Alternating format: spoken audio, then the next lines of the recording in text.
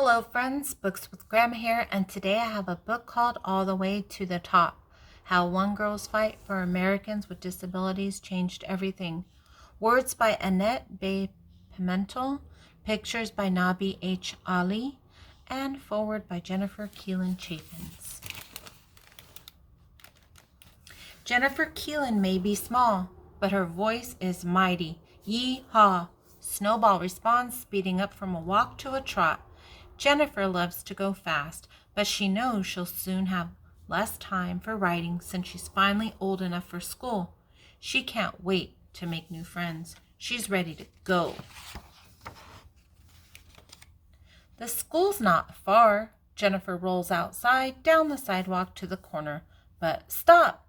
A 4-inch curb is a cliff to someone who uses a wheelchair. Her grandpa eases her wheelchair over the curb. Through the drop jolts Jennifer. Wait, let me start that over. Her grandpa eases her wheelchair over the curb. Though the drop jolts Jennifer, she makes it to the building. But stop! The school says Jennifer doesn't belong there because she uses a wheelchair.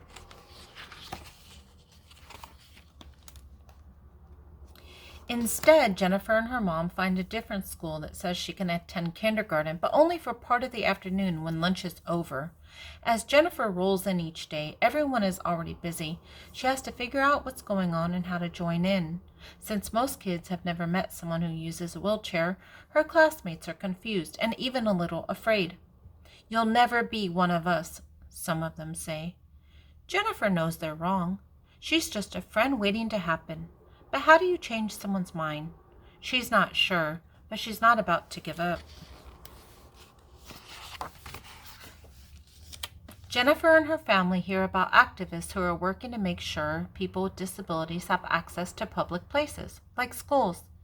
They want to know more, so they attend a strategy meeting. Jennifer has never seen anything like it. The room is full of grown-ups with all sorts of disabilities. Some use wheelchairs, some use canes. None of them are sitting around waiting for things to change. They're shouting, laughing, and planning a big protest to get wheelchair lifts on buses. They turn to Jennifer. "Do you want to come?" Yes, she wants to go.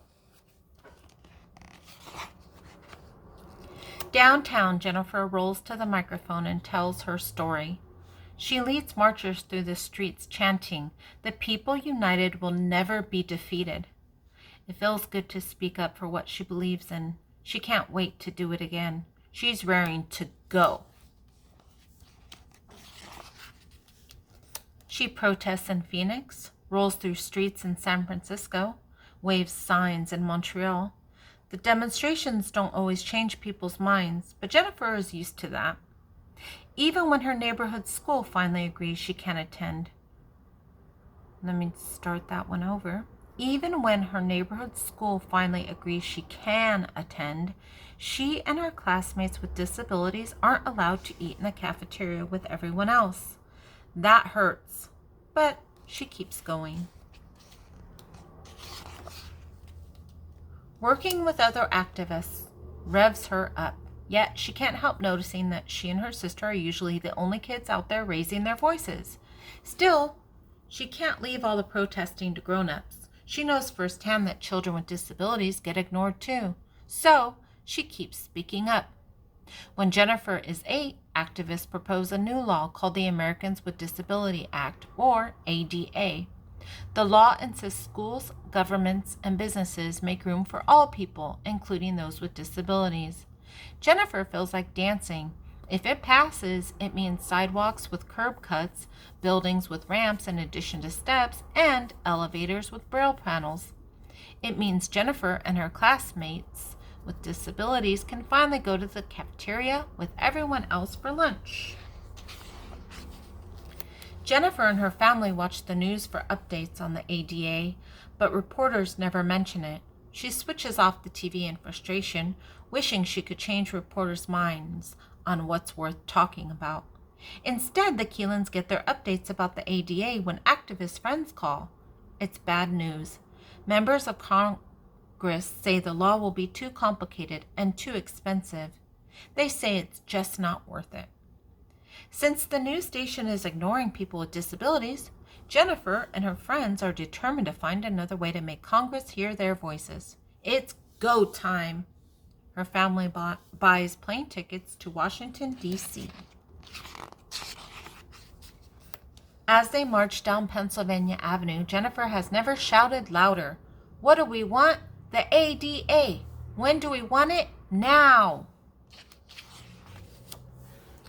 Finally, they reach the U.S. Capitol. But stop! A mountain of steps block Jennifer and other people using wheelchairs from the building where Congress makes laws. Grown-ups slide out of their wheelchairs and start pulling themselves up the steps. They will make sure members of Congress know they are here. Jennifer's heart races. This is what she has been shouting about. I want to climb the steps, she says, but stop! The grown-ups think she's too young. You can't do it. Jennifer knows this is not just about her. It's about her friends at school who were shut out of the cafeteria at lunch.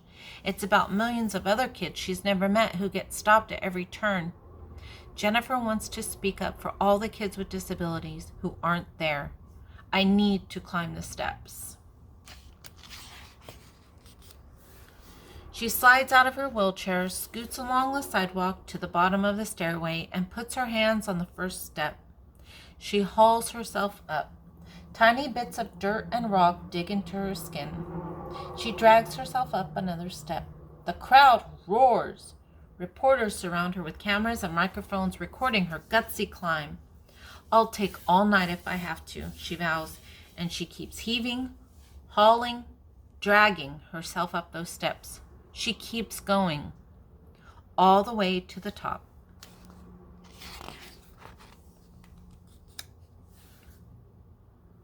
Pictures of Jennifer climbing the steps flash all around the world. Reporters start talking about the ADA. Members of Congress see the news, listen to the activists, and finally pass the ADA. Laws like the ADA don't change things overnight. Entrances have to be rebuilt, sidewalks redesigned, businesses re-engineered. Slowest of all, minds have to change. So Jennifer will continue shouting and waving signs, organizing and explaining. She will continue fighting for what she knows is right. Jennifer has places to go, and nothing will stop her now.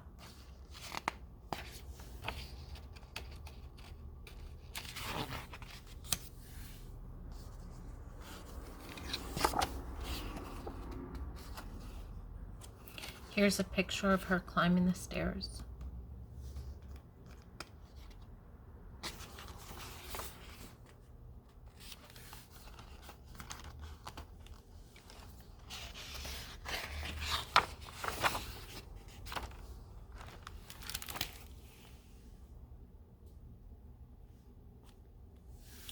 The end. Thank you so much for stopping by. And remember, and until next time, remember to always have fun.